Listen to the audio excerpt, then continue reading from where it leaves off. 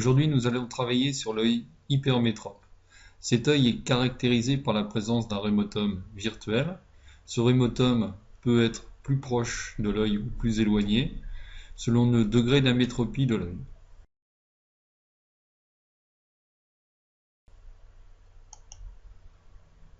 Pour tracer la position de la rétine, nous prenons un rayon incident dont la direction passe par R. Pour tracer la marge de ce rayon quelconque, nous traçons un rayon parallèle à celui-ci passant par F0.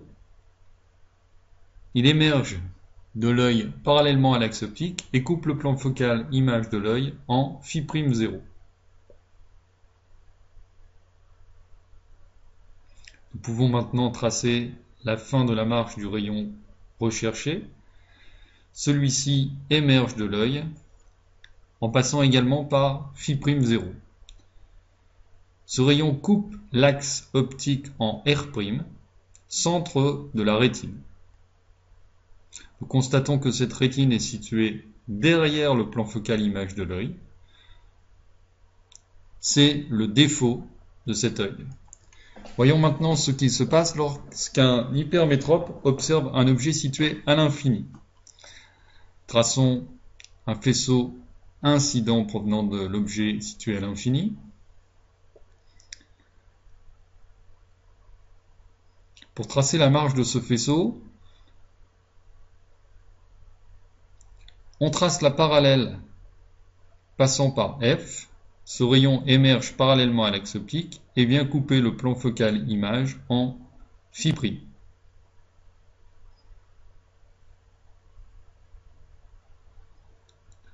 Φ' est également l'image finale B'. On sait que l'image d'un objet situé à l'infini se forme sur le plan focal image. Les deux rayons vont donc converger vers Φ' qui est également B'. On constate que l'image finale se forme derrière la rétine. Cet œil n'est pas assez convergent. Donc les objets éloignés sont vus flous. On constate la présence d'une tache de diffusion sur la rétine.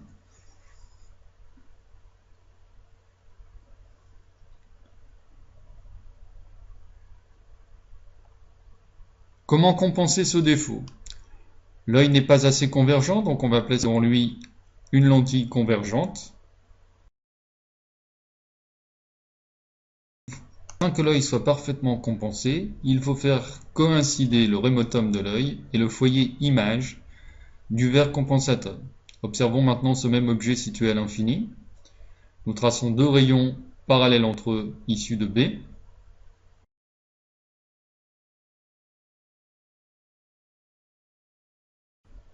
Traçons maintenant un rayon parallèle aux deux rayons considérés passant par le centre de la lentille. Celui-ci n'est pas dévié. L'image intermédiaire se trouve sur le plan focal image de la lentille, c'est-à-dire en F'. Nous pouvons donc tracer la suite des deux rayons. Les deux rayons incidents vont émerger de la lentille dans une direction passant par Φ' ou B'1, c'est-à-dire l'image intermédiaire.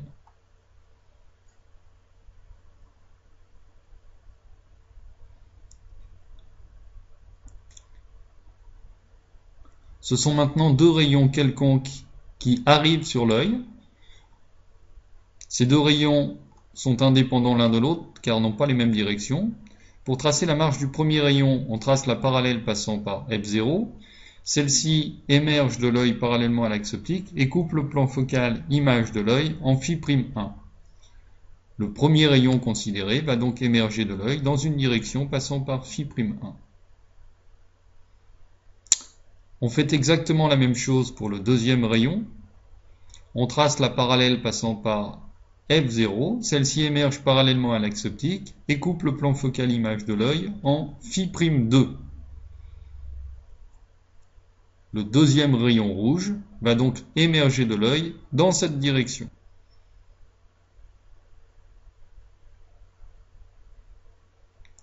On constate que les deux rayons considérés se coupent en B'. B' est l'image optique de l'œil. Elle se forme sur la rétine, donc l'œil est parfaitement compensé. Merci de votre attention. À bientôt.